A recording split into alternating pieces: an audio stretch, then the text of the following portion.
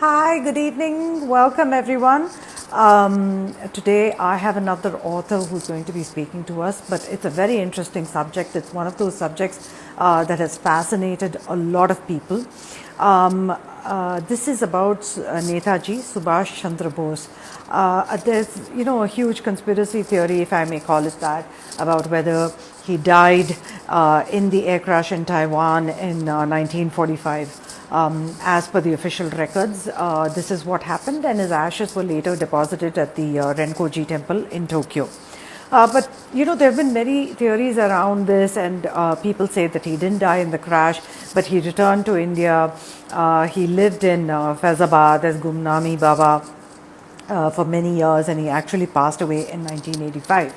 Now, since this is a very interesting story, I wanted to talk to author Chandrachud Ghosh, who has written a book along with Anuj Dhar, author Anuj Dhar, who's very well known for his numerous books on Netaji. And they've co-authored a book called Conundrum Subhash Bose's Life After Death. This came out in last year, in 2019, and it was also made into a movie called Gumnami, which is now available on Amazon Prime. So you can watch it there. This book was made into a film. And it's a very interesting... Hi. Hello. Hi, can you see me? Yes, I can see you clearly. Thank you. Welcome so much, Mr. Ghosh, for joining me on this interaction. Thank you for having me. No, most welcome. And it's a very, very interesting topic, and I think a topic which has fascinated lakhs of people over decades. And of course, your book, which you co-authored with Anuj Dhar, Conundrum, was made into a movie as well, as I was telling them. Right. And I wanted to talk about this very fascinating subject because it's still, there is still so many pieces to that puzzle which we still don't know, and we're still digging for it. People are still researching. But coming to the topic, what was it about this topic that fascinated you personally? Why did you want to delve into this? Well, for me, there is a bit of a family connection here. Okay. I mean, like most Bengali boys who grew up in Bengal in the 70s, 80s, around that time, I grew up in an environment, it was all about, all around it was Subhash Bose's presence, his ideology, talk about him. And I belong to a family. My grandfather was a freedom fighter who went to jail for the first time when he was 16 years. Okay. He was working for Deshbandhu Chittaranjan Das, who was also Subhash Bose's mentor in politics. So he was a few years younger than Subhash Bose, and they were they were contemporaries. And he quit Congress along with Bose and joined the Forward Bloc with him. He followed him through. So that connection has always been there. And this question, whether Bose really died in 1945, has been an unsolved one till now. I mean, Right. there have been many, many theories, numerous theories, but none of them really established beyond any doubt, unquestionably. So, I mean, this thing was always there, but then something happened around the late 90s when the government of India set up a commission of inquiry, the third commission of inquiry to look into Bose's death, his disappearance, under the order of the Kolkata High Court. And while that inquiry was going on, the Hindustan Times at that time, Veer Sanghvi was the editor at that time, they did a massive parallel investigation in two parts, in two phases. And Anuj was one of the journalists associated with that investigation. And before the commission submitted its report, Anuj came out with his first book at that time, which was called Back from Dead. And there were many people interested in that topic. So I was doing my second master's. I was in University of Sussex at that time, and I was also working there. So we connected, a lot of our friends connected from across the world, and we formed a pressure group called Mission Netaji. It was not clear what we wanted to do, but we wanted to pursue the mystery, and so we formed this group. And this was in 2005, after his book was published.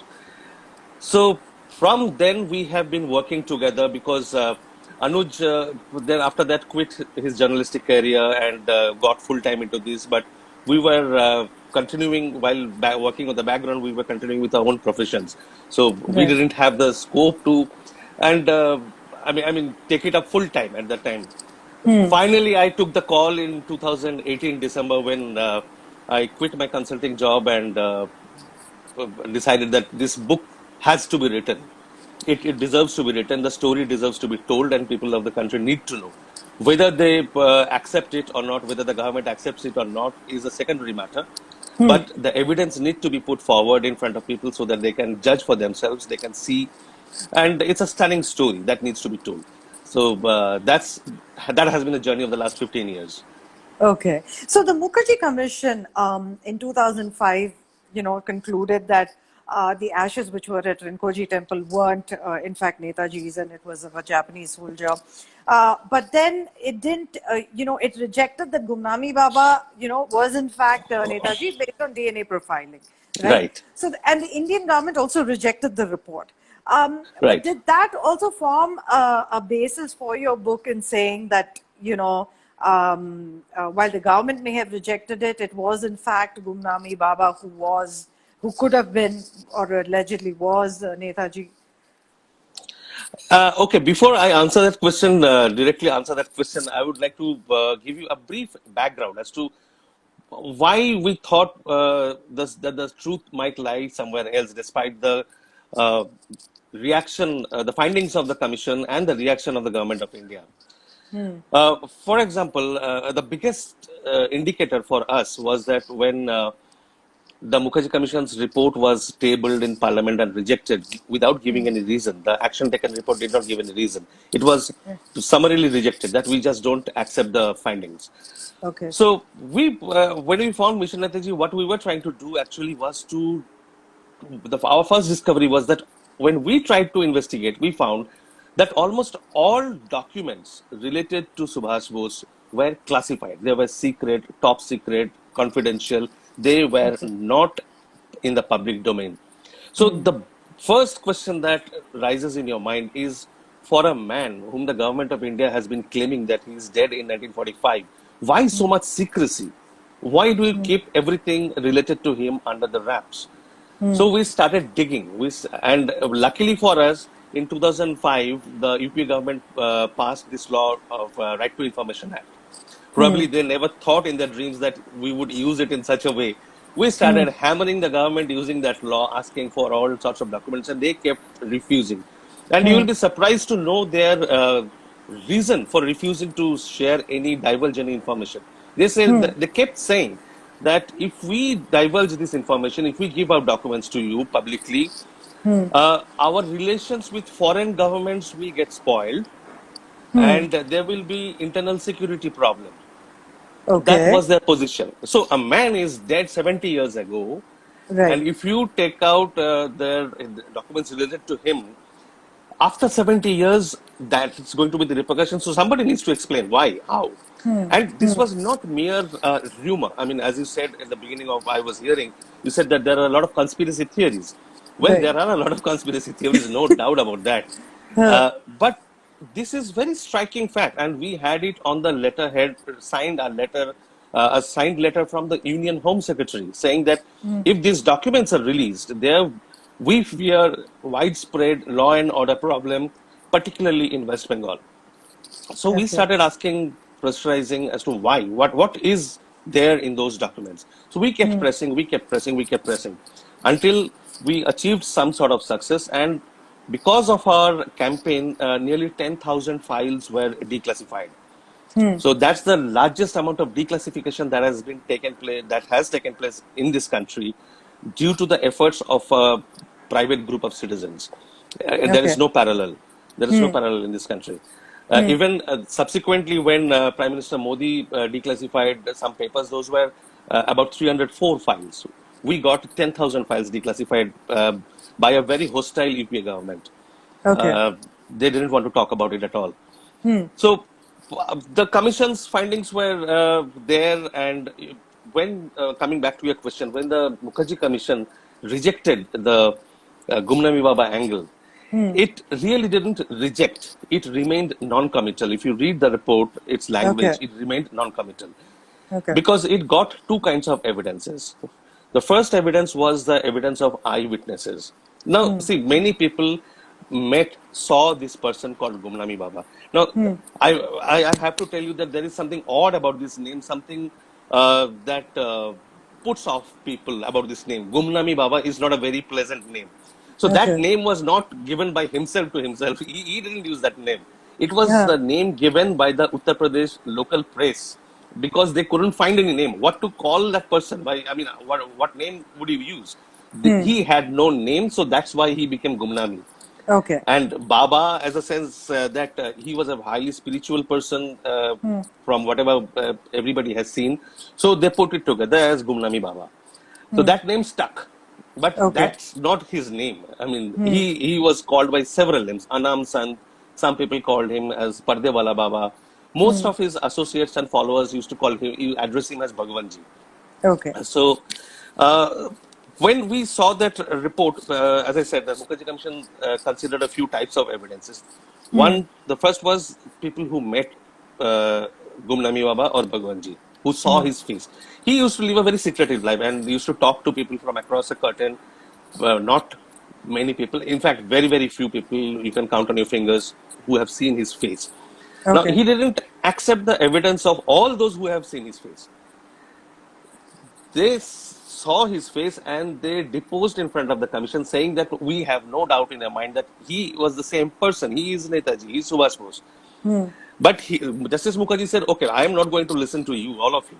I will accept only the evidence of those people who have interacted with Subhash Bose and have interacted with Gumnami Baba and has seen Okay. his face. So he took a very, very restricted sample. And based on their evidence and based on the evidence which documentary evidence which came out, letters and notes written by former revolutionaries of Bengal who were very, very close to Subhash Bose, based on these he almost concluded that they are the same person. But then he faced a problem from the forensic side. The Okay. forensic evidence problem was that he got handwriting tests done of Gumnami Baba and Subhash Bose. Right. He sent samples to two government labs and to one independent expert. The independent expert was Bilal Kapoor, who was a former uh, chief examiner of Christian documents of the government of India. And Bilal Kapoor became famous during the St. Kitts forgery case during VP Singh's time. And Okay. he's no more. He was considered one of the topmost in India and around the world at that time. And he went through hundreds of handwriting samples, culled them out, blew them up, made photographs, hundreds of photographs, compared them, and he gave an unambiguous conclusion that they are the handwriting of the same person. The Okay. problem happened with the government labs. One of the government lab based in Kolkata, they just gave a one-page opinion that the handwritings don't match. They did not give any reason, no photograph, no matching, no comparison, anything. Just one paragraph opinion that the handwritings don't match. The Shimla main lab of the government of India, they said they gave some photographs and some hazy photographs, and they also said that we find that the handwritings are not matching. So it was a 2-to-1 scenario. He was in a quandary. Now, the bigger problem was the DNA report. DNA, in common perception, is the authentic and the ultimate evidence. Right. If DNA matches, you're okay. If they don't match, you can reject it. Safe. And that's as simple as it goes. So when a set of 7 teeth were found from Gumnami Baba's belongings in a matchbox. So Justice Mukherjee sent them first to a lab in Hyderabad, the CDFD, which is a government lab, and they could not reach any conclusion. They said we didn't find enough DNA to be able to compare them with Netaji's family members. So the samples were sent back, and Justice Mukherjee again sent the samples to the Central Forensic Science Laboratory in Kolkata. Uh, they did the test again, and they said, well, they are not matching. So the Justice Mukherjee had no chance, no option. He said, there is no reason. I mean, that's exactly his language in the report. He said, there is no reason not to rely upon the evidence provided by those people who have met both Subhash Bose and Gumnami Baba and the communication recovered, the communication exchange between the former revolutionaries of Bengal and the so-called Gumnami Baba. There is no reason not to rely upon them, but there are substantial problems. And in absence of clinching evidence, I Okay. cannot answer this question. So that was Right. his position. He did not reject it outright. He evaded the question, sort of. Right. So that was our starting point, because that was a very big, obstacle. If DNA doesn't match, handwriting we can still live with, but DNA doesn't match, then you can't do anything. Then we started digging. So, and we found some fascinating stuff there. Two things came out in front of us.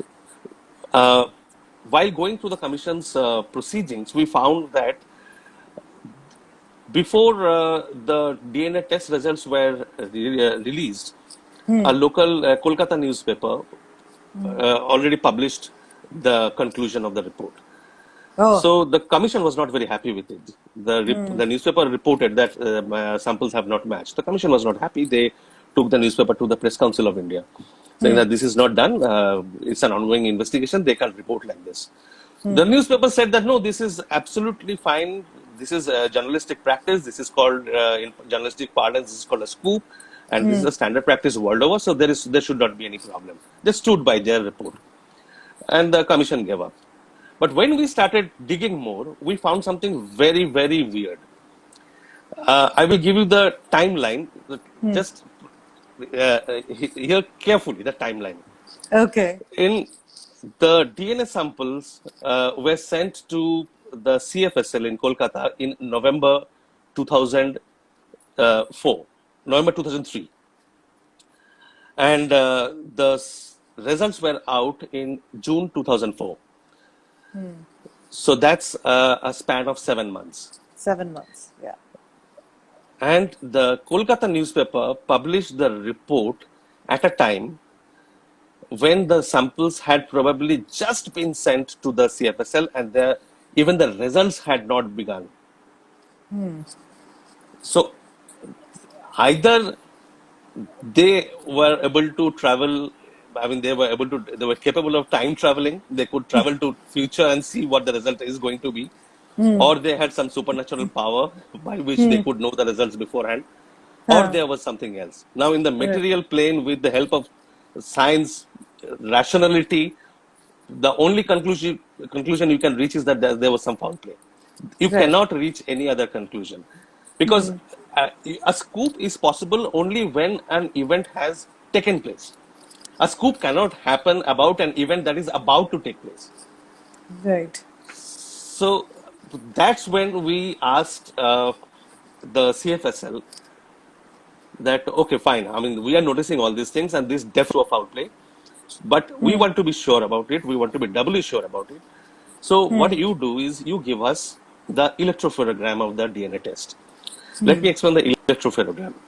Now, when a doctor diagnoses a patient or any illness, he usually looks at either your blood test report or your X-ray or MRI or whatever. You have to go through certain tests, and the results come printed in an X-ray plate or in a piece of paper. He looks at those readings and then gives his opinion, his interpretation. Right. If you are not happy as a patient, if you are not happy with his interpretation, his assessment and diagnosis, you can always go for a second opinion. You can go to another doctor. But those basic data is extremely important. You know, I mean, if you don't have the blood report, don't have the X-ray report, you cannot give an opinion. Your interpretation, DNA is something like that. When DNA samples Right. into the machine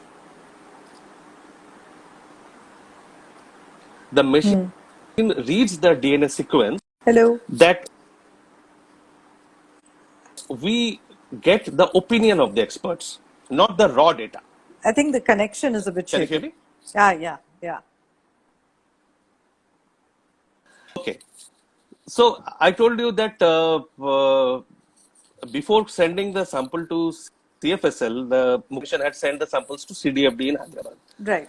They had submitted the electrophotogram along with the report, but not CFSL. CFSL said that we don't submit electrophotogram, so which means the raw data we will not share with anybody. And if they said the same thing to us, they said that this belongs to a third party and he has privacy Right. rights, so we will not share the data with him. Okay. Now, that is a very strange argument because privacy rights happen with a person whose identity is known and under the Right to Information Act has some commercial interest or reputation to protect, who will face some harm if the information is divulged. Right. Now, here in this case, according to the official version, the identity of the person is also not known. So, how can he have any privacy right or any commercial interest or any reputational issue? Right. That's absurd, absolutely absurd. Moreover, all records, we only got all records related to the Mukherjee Commission declassified. Every piece of paper was declassified by the central government. So this piece of paper, this piece of record also belonged to the Mukherjee Commission because the test was done at the behest of the Mukherjee Commission. So it cannot be a private property of the lab. Right. But since from then they started refusing to divulge the information. Then last year we asked again that what happened? I mean, why are you not giving the report? Give us the copy. Very oddly, they said we have lost that report. Okay. We can't find it. And there was a hue and cry over the media. The press started reporting it. There were prime time shows, and they were under severe pressure. And suddenly, after refusing in an unheard of manner, they turn around after a month and say that, oh, you know, we have found the report, Okay. but we will not give it to you. So, Okay. so this flip-flop, I mean, it clearly points out that there was a forensic fraud and we cannot depend on the DNA results at all. Right. And most importantly, when after the Mukherjee Commission reached its conclusion based on the DNA report, a case was going on in the Allahabad High Court, which was filed by Netaji's niece, Lalita Bose, daughter of Netaji's elder brother, Suresh Bose. She had filed a case in 1986 in Allahabad High Court. That order, the final verdict, came in 2013, 8 years after the Mukherjee Commission report was submitted. Okay.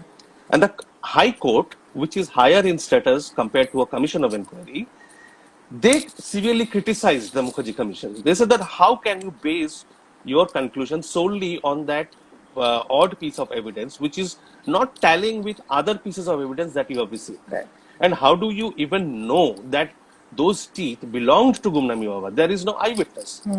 Nobody has come forward to testify that those teeth belong to him.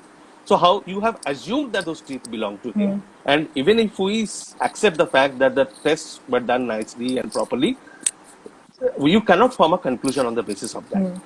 So the court practically demolished the DNA evidence and ordered the Uttar Pradesh government to set up another inquiry. Okay.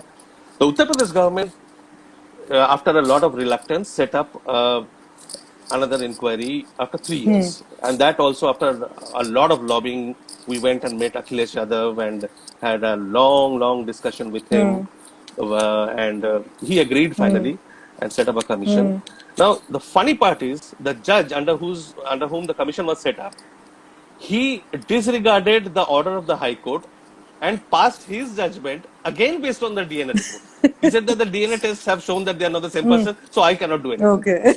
So that's how the whole thing has moved. You know, it's as if there is a deliberate attempt to disprove the identity of the man. Okay. And on the other bit of the forensic evidence, the handwriting, we decided, we obtained samples of Gumnami Baba's letters, handwritten letters, to his one of his most trusted person, who was also a Secret Service agent of the Indian National Army. Pavitra Mohan Netaji Roy. had handpicked Pavitra Mohan Roy. Yeah. He was handpicked by Netaji and sent to India from Southeast Asia. And the same Pavitra Mohan Roy remained with Gumnami Baba from 1962 to 1985 for 23 years. So all the letters that Gumnami Baba wrote to him, his Pavitra Mohan Roy's son gave those letters to us. We got them independently tested by American experts. Right. And he said they're the same handwriting. Okay. We got it verified by an Indian expert. He also said they're the same handwriting. So that's where we stand today. Okay. So what were, other than the, you had about, I think, 130 letters which you used as one of the key pieces of evidence, right? What are the Right. other key findings that you had as evidence to support your theory that, Bhagwanji was, could have been in fact Netaji? See, that's what another criticism of the Allahabad High Court was about the Mukherjee Commission, that although they looked at the communication, the exchange between Gumnami Baba and the former revolutionaries, they did not study the content. Okay. So, although they knew that revolutionaries like Leela Roy, Samar Guha were writing to Gumnami Baba, there were many more. There were about 15 people writing to him regularly. They did not study the letters, the content, Okay. because we studied the content of the letter, and we analyzed the pattern, we analyzed the content, and reconstructed a story out of it as to what this man. I mean, it sounds very odd that a man like Subhash Chandra Bose would come to India and live in hiding. That is the headline story. That Subhash Bose came back to India and lived in hiding, and most people get very, shocked by this. They find it extremely difficult to accept. It's unbelievable, unacceptable that a man got the empire at their knees, down to their knees, that man would come back to his own country and not step out. Yeah, why That's would the he not unbelievable part, most reveal? unbelievable. Why did he never reveal himself? Because I think that's a key question. If it was him, why didn't he come out and say, "This is me. I'm still alive"? So we followed a bit different logical pattern, because we found that if we ask this question first, that why he didn't come out, then it's putting the cart before the horse. I mean, first we have to be absolutely sure about the identity. Right. Because, just because he did not come out, that cannot be the decider about his identity. Whether he is, first we decide whether he is Subhash Bose or not, and then we try to find the answer to that question, why he didn't come out, which we did. We first established the identity, and then we started looking into this question. And we found, like most complex circumstances, there was no single answer to it. It was not one single reason which stopped him from coming out into public life and claim whatever. People have imagination, their own imagination as to what would happen. One of the most favorite topics of modern historians is what would have happened if Subhash Bose came back. Would he become the prime minister? Would he become the defense minister? Or would he be in the government or not? Or what would he do? So, what we found, just give me a second, please, just 1 second. Just hang on, guys. It's a very interesting conversation, and what I've asked Mr. Ghosh is why Netaji never revealed that I am in fact Netaji. So he's just replying, his response. I'm so sorry. No issues. Go ahead. So sorry. That's one of the major what if scenarios, hypothetical scenarios as to what would have happened. We also looked into this, and we found that if Subhash Bose came back in 1946, the story would have been entirely different if Subhash Bose came back from 1950. The intervening 5 years completely changed the situation that India was in 45. Towards the end of 45, just look at it, how it was going. The Congress was completely devastated. They had no hope of coming back. Although there had been talk about freedom, independence, or even dominion status, they had given up hope. We went through all the letters of the leadership, the Congress AICC resolutions and discussions, and we find at that time, towards the end of 45, complete dejection. Gandhiji asking Congress leaders to go back to their constituencies, doing social work, constructive work, and all those things. Politics is not on the plate anymore. They are all depressed, dejected, and they can't see what is going to happen in the next few months. But then, towards the end of 45, beginning of 46, the next elections are declared, elections for the interim government. And the INA trials begin. And as soon as the INA trials begin, the entire scenario changes. The country stand up as in rebellion. The whole country, unimaginably, the whole country stood up in rebellion. This impacted the armed forces. Very quickly was followed by the naval mutiny. And by mid 46, end of 46, the British Empire was shaken. Right. They knew that they could not continue anymore. Whatever they wanted, their whole grip on the empire was on the basis of the armed forces, and that was gone. To their shock, they found that army cantonments were raising subscription, they were raising money to be sent to INA soldiers' families to look after them. The naval mutiny shook them. And Congress very nicely played to this whole thing and they came to power. Things changed. But that time, Subhas Bose had a larger than life image and position in people's imagination, mind. And if he came back at that time, there would be no opposition to him. Nobody had the stature to even stand in front of him and oppose him. In 51, let's take 51. Gandhiji was gone, Sardar Patel was gone. Pandit Nehru was the undisputed sole, literally a dictator in the Congress party. And the opponents of Congress at that time, the leftist opponents, Congress, Jayaprakash Narayan, Ram Manohar Lohiya, they had kind of taken a backseat. They were not as active, as vociferous as they were. So that was not a situation, conducive situation for him, that where Subhas Bose would come back and would be served everything in platter. That's not going to happen. It was not going to happen. Secondly, Subhas Bose did not have his own constituency. I mean, when I say that, I have to explain this a bit. In today's India, you cannot criticize Baba Saheb Ambedkar because there is a constituency which will stand up and fight to their death to defend what Baba Saheb said. Correct, incorrect, wrong, right, I'm not going into this, but he has a constituency. You have a constituency for Gandhiji. You talk about Gandhiji, there will be a constituency, there will be a group which will come into his defense and engage with you in the same way. People like Shivaji Maharaj has a constituency in Maharashtra.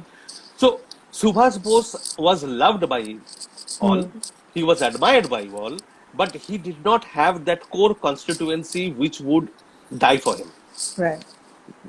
To whose interests, to whom he would pander. He didn't have that constituency. That was his political weakness. So the Communist Party or the other left parties were not behind him. They had said against him. Congress Party, of course, was against him. The Hindu Mahasabha was a bit iffy. Muslim League, of course, was against him. So he had the whole political arrangement in a very unfavorable manner.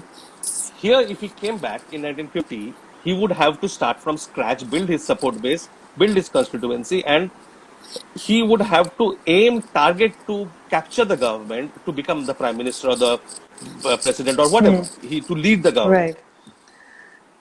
And in 1950s, we find that Subhas Bose, when he came back, he was not in that frame of mind. He was just not interested in politics. Because you would have seen Subhas Bose's personality trait if you study it. One of the biggest drivers of his life was spirituality. And by this time, and we see it repeatedly in the battlefields of Southeast Asia when he was commanding the INA, that he just wanted that once the war is over and India gains freedom, his work is over and he wants to go back to the Himalayas. He wants to go back to his spiritual search, quest.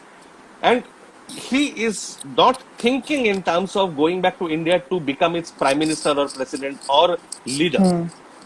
His sole aim was gaining India its independence. That was his life goal, and it is over. His goal changes. He changes track. Probably that is what happened, because that's what we found. We found that he was absolutely deep into religious practices. But At the same time, we also found that he was possibly involved in a lot of covert operations for India's benefit. He was utilizing his position to deal with superpowers, to deal with the USSR, to deal with China. He was leaving his footprints in various places in Asia. We cannot confirm them because we don't have authentic sources. Government records are still secret. Even our own country's intelligence records related to Subhash Bose are still secret. Right. They're still classified. Although, and that is a very, very big point that the government is still lying about it on the floor of parliament.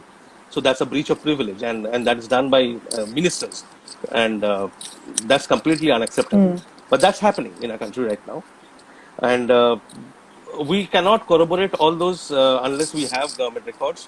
India has been asking Russia to declassify their records, but that's a joke. Because, I mean, if you don't declassify your own records, if you sit on your own records and then ask another country to declassify or put in the public domain their intelligence records, that's nothing but a joke. Right. I mean, and just imagine, I mean, what is the government's public position, official position, that Subhash Bose is dead in 1945. Till date, it is the public position. So when India asks Soviet Union or Russia now that please tell us what information you have about Subhash Bose after 1945, it sounds like this. I mean, if I simplify it, sounds like this.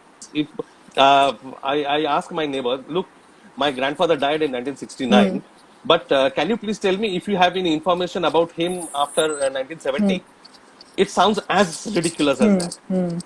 So you are saying the man is dead in 1945, and then you are saying that, okay, please tell us if you know anything about him after 45. Right. So that's not done. I mean, that's not logical at all. Okay. I mean, anybody can see through the game. Right. Right. So unless we have those records, we cannot confirm. Okay. So, my final question to you would be like, when your book is going to be published, right? Netaji's family, they wrote to the Prime Minister Narendra Modi saying that, the book should not be published, right? They were against the book being published. Yeah. So what happened at that time? How did you guys manage the whole... Well, they said much more. They said we are traitors to Yeah. the nation, and we should be investigated by the intelligence bureau and Yeah. all. So, but that apart, see, this branch, it's not right to tell them that depict them as Netaji's family, Okay. because Netaji's family is a very big family. They This is a extended... very small branch. Okay. These are the Ah, this is a very small branch of Netaji's family. Okay. These are the children of Netaji's nephew Amyanath Bose. Okay. And they have been with us since 2005, 2006. Okay. And they have worked with us together. Oh, okay. The declassification movement that we undertook from 2012, as a result of which Mamata Banerjee in West Bengal and Prime Minister Modi declassified all these records. It was a result of a joint campaign. Okay. And they have known us very, very well personally for all these years. And they have known our position regarding the Gumnami Baba issue, that we have taken a stand because we were looking at evidence, and we have shared our findings and evidence with them. And all. Not everything, but a substantial amount we have shared with them. Probably they thought that this is not going to come out in the open or in the mainstream. So they kind of walked along. But when they saw that the book is going to come out and a movie is going to come out, and probably there is a huge chance that the government might latch onto it and make all records public, I think they got nervous. Okay. And that's when they started creating all the noise. And anyway, I mean, that doesn't matter anymore. Okay. Because what we are saying are the evidence we have put forward. And the funny part is that when they opposed our the publication of a book, and when the book came out, they said that there is nothing in the book, nothing new in the book. And I was seeing one interview with a journalist given by Chandra Kumar Bose, who is a spokesperson of this branch of the family. And when the journalist asked him whether have you read the book, he said, "No, I am still reading. I have not read the book." So without reading the book, they already know what it contains. So they don't need to be bothered Okay. about that. Were you happy with the film, which was made and released in October 2019? It's of course on Amazon right now. Were you happy with how they'd made the Yeah. movie?